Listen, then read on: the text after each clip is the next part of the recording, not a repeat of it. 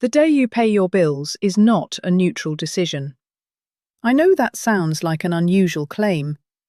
I know that almost everyone watching this right now has never once considered the timing of bill payment as anything other than a practical matter.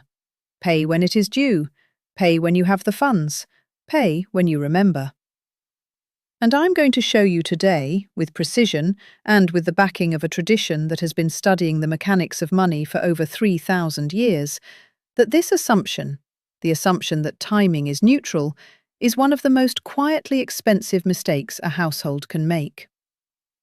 I am Rabbi Naomi, and I have spent 31 years inside the Kabbalistic and Talmudic teachings on wealth, not as philosophy, not as religion in the way most people understand that word, but as applied science.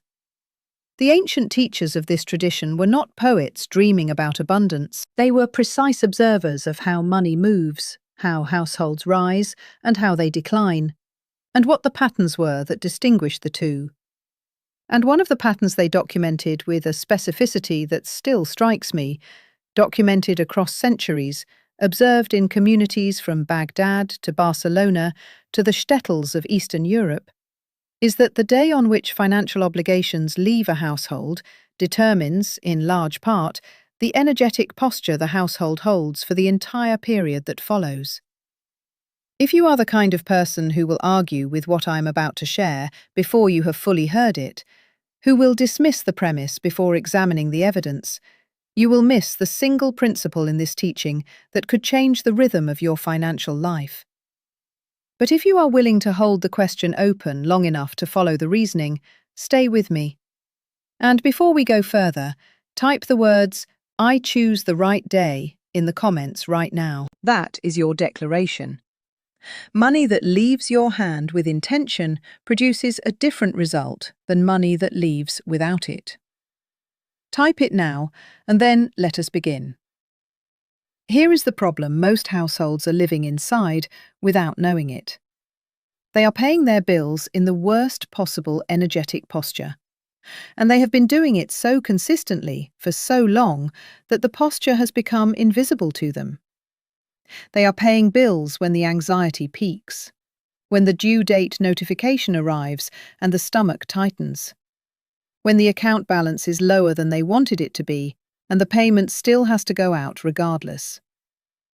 They are releasing money from a state of contraction, of reluctance, of low-grade dread.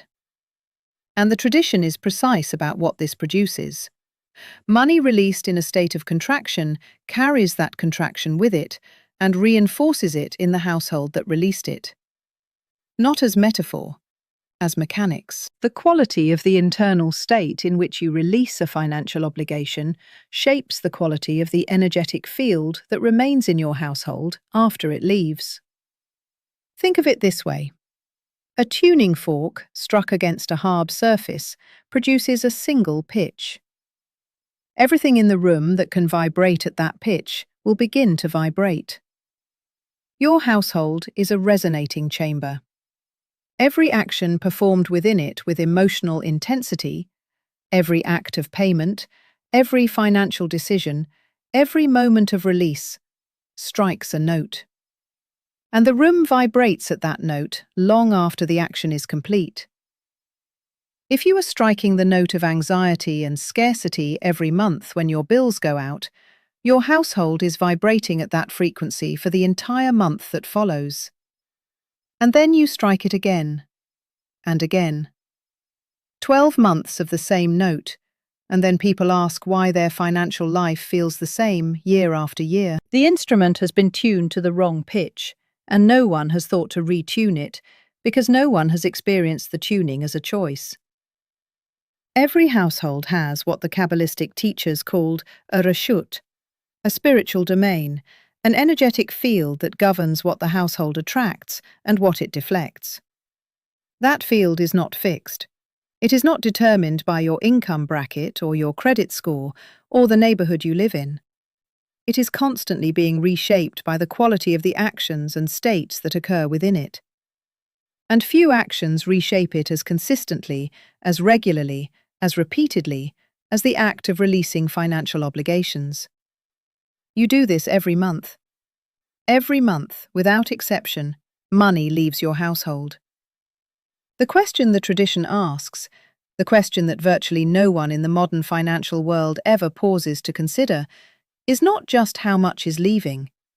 It is from what state it is leaving, on what day, with what internal posture. Whether the act of release is an expression of alignment and sufficiency, or an expression of contraction and reluctant compliance. Most households have never asked this question, and because they have never asked it, they have never answered it. The result is a household whose financial field is being tuned, month after month, to a frequency that makes it harder, not easier, for provision to arrive. The solution is not to earn more money before you pay your bills.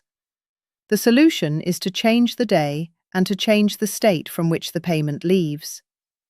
And I am going to show you exactly how to do both, and exactly what the tradition says to expect when you do. Imagine for a moment two households with identical incomes and identical bills. The same mortgage or rent, the same utilities, the same monthly obligations down to the last dollar. In the first household, bills are paid on whatever day they fall due, usually in a mild panic, usually the moment the notification arrives, usually with a brief internal calculation of what will remain after the payment clears, and whether that remainder will be enough to last until the next paycheck. The person making the payment does not think of it as a ritual. They think of it as a task to be completed and a small discomfort to be endured. They click confirm. They feel the familiar tightening. They close the app and try not to think about it. In the second household, bills are paid on a different day, deliberately chosen, never rushed, always the same day of the week, regardless of when the due date technically falls, always slightly ahead of the deadline, so the payment leaves from a position of choice rather than compulsion. Before each payment is made, the person in the second household pauses. Not for an hour, not even for 5 minutes, 2 minutes. They sit with the amount they are about to release. They acknowledge, aloud, that what is leaving their hand represents something they received: shelter, electricity, water, a service that sustained their household for another month. And they say, in their own words, something to this effect: I release this with gratitude for what I received and with confidence in what is already returning. And then they pay. Now consider these two households, not for a single month, but for one full year. 12 bill payment cycles. The first household has released its financial obligations 12 times in a state of anxiety and scarcity thinking. 12 times from the edge of the due date. 12 times with the internal note of barely enough struck into the field of the household. The second household has released its obligations 12 times in a state of deliberate gratitude and adequacy. 12 times from a position of chosen timing. 12 times with the note of sufficiency struck clearly and intentionally. The material amounts are identical, the bills are identical, the income is identical. But the energetic posture of the two households after 12 months is entirely different. Different in how the people within them feel when they open their financial applications. Different in the quality and clarity of the financial decisions they make throughout each month. Different in what they notice and what they attract. This is not imagination. This is the observed and documented pattern that the teachers of this tradition recorded across generations of households, in communities that maintained these distinctions carefully and watched the outcomes with the precision of people who understood that they were running a long-term experiment with compounding results. Now let me give you the specific principle from the tradition and the exact instruction that comes from it. The Talmud, in Tractate Bava Batra, contains a discussion of the proper conduct of financial dealings that most readers pass over because they are focused on the legal ruling and miss the embedded principle. The passage discusses the obligation to pay workers promptly. Do not withhold what is owed overnight, the text says, because delayed payment creates a kind of spiritual debt that compounds beyond the material amount.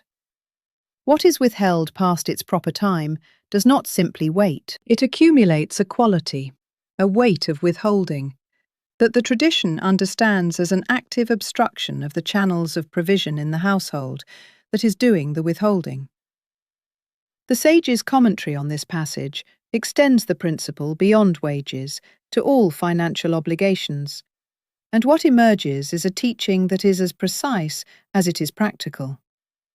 A financial obligation that is released before it is demanded carries a different spiritual weight than one that is released under pressure. Released before demanded. The Hebrew concept is midat chasidim, the way of those who go beyond the letter of the requirement, who act from abundance rather than scarcity, who choose rather than comply. And what the tradition documents, through centuries of observed household outcomes, through the careful records kept within specific rabbinic lineages of which families flourished and which did not, and what the distinguishing practices were, is that households that operate with this principle hold a fundamentally different relationship with provision than those that do not. It is not the money that changes first, it is the quality of the releasing. And then, following the change in quality, the quantity begins to shift. This is the precise sequence the tradition describes, and it is the sequence I have observed repeatedly across 31 years of working with people in genuine financial difficulty.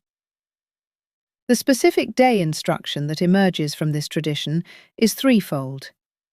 First, never pay financial obligations on the day they are due if you have the ability to pay them earlier. The due date is the final boundary, not the target. The tradition understands paying precisely at the deadline as operating at the edge of your capacity. And operating perpetually at the edge of your capacity communicates to the invisible architecture of your financial life that you are always, almost, not enough. Pay before the edge, even 2 days before, even 1 day. The posture of adequacy is, over time, more powerful than the temporary fact of adequacy. It becomes the fact.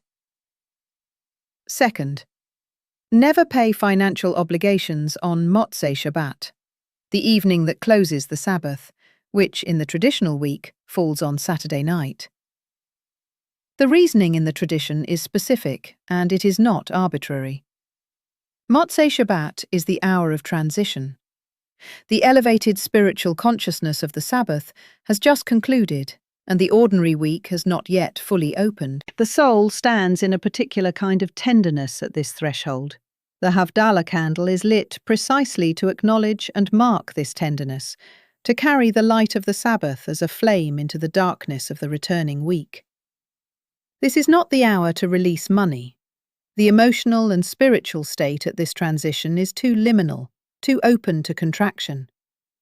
The tradition says, let the week fully begin. Wait until Sunday morning, when the new cycle has clearly opened and the energy of beginning, which is the energy of the highest receptivity, is fully present. Third, the day the tradition most consistently identifies as the optimal day for releasing financial obligations with full intention is the day that opens the week, the first day after the Sabbath, Sunday in the Gregorian calendar. The principle is this: the beginning of a cycle is the point of greatest spiritual receptivity.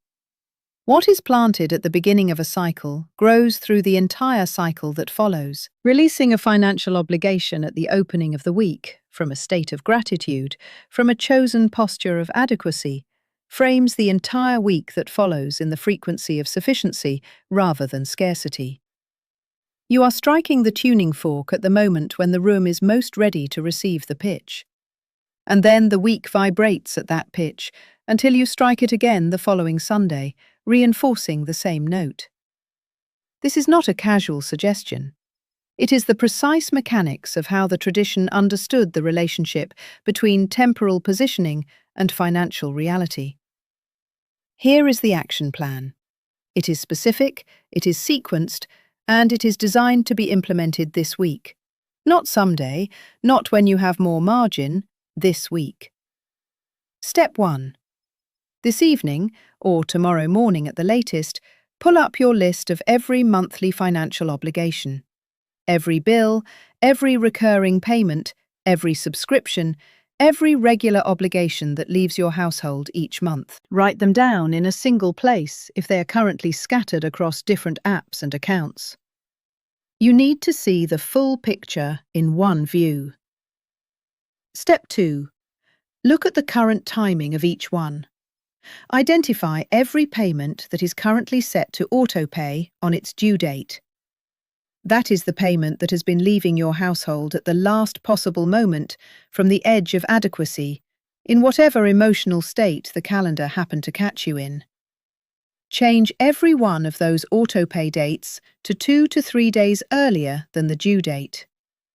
Not because you need the extra days for financial reasons, because the posture of paying before you must is categorically different from the posture of paying because you finally have to. One is a choice, the other is a surrender. The tradition makes this distinction with great precision, and the distinction matters. Step 3. Identify the Saturday evening payments. Anything currently set to process on a Saturday night or late Saturday. Move them. Either pull them to Friday before sundown, which the tradition understands as the entry into the Sabbath and therefore a time of elevated spiritual receptivity, or push them to Sunday morning when the new week has fully opened. Do not leave financial obligations in the liminal hour between Shabbat's close and the week's true beginning. Step 4. Designate Sunday morning, or the first clear morning of your working week if your cultural calendar differs, as your household's intentional financial release day. This is the day you review what is going out, the day you make any payments that require manual action, the day you sit for 2 minutes before the first payment and speak the words of intentional release aloud. Not to a screen. Into the room. Into the field of your household. I release this insufficiency. I honor what I received. What returns will exceed what leaves. Step 5. Hold this practice for 4 consecutive weeks before you evaluate it. 4 weeks. Do not assess it after the first payment, when the newness has not yet had time to compound. You are retuning an instrument that has been set to the wrong pitch for years in some cases. The retuning takes more than one strike of the fork.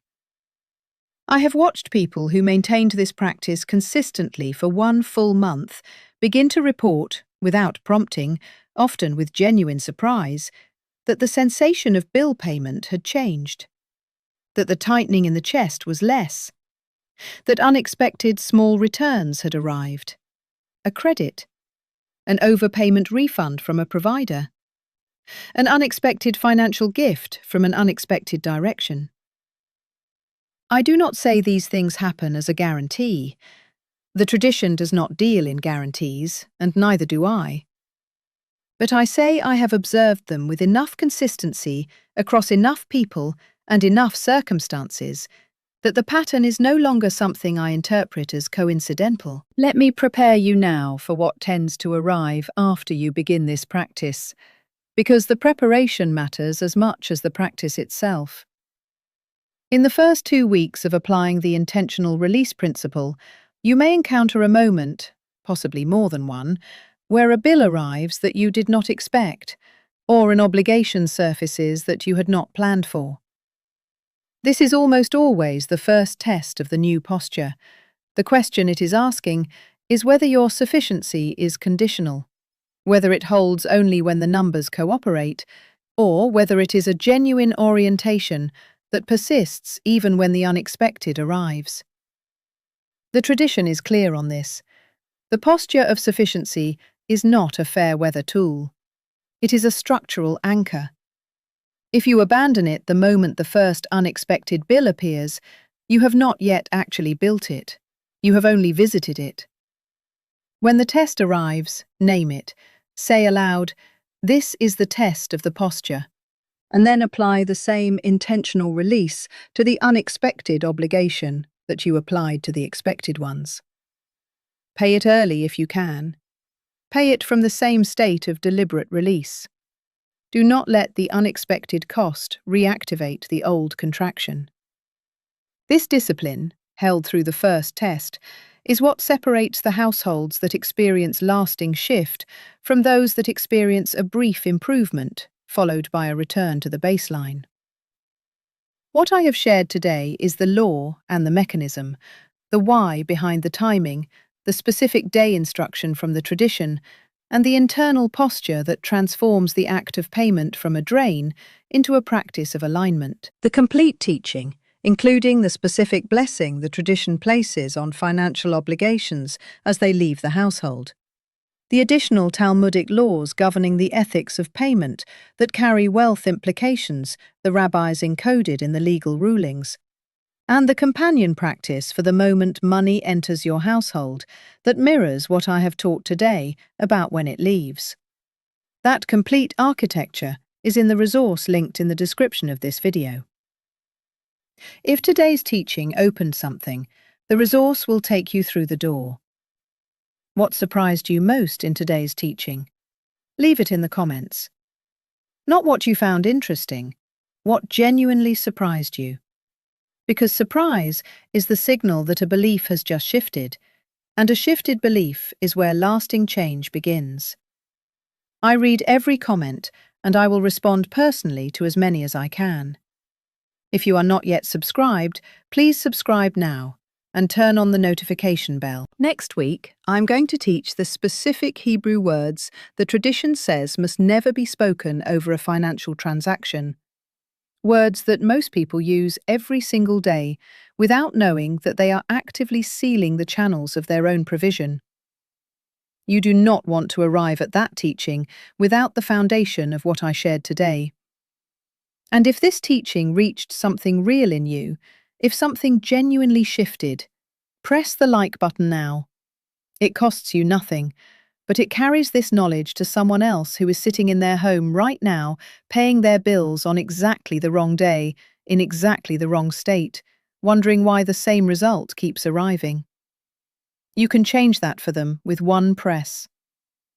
May your obligations be released with grace, and may what returns to you be multiplied beyond the measure of what left.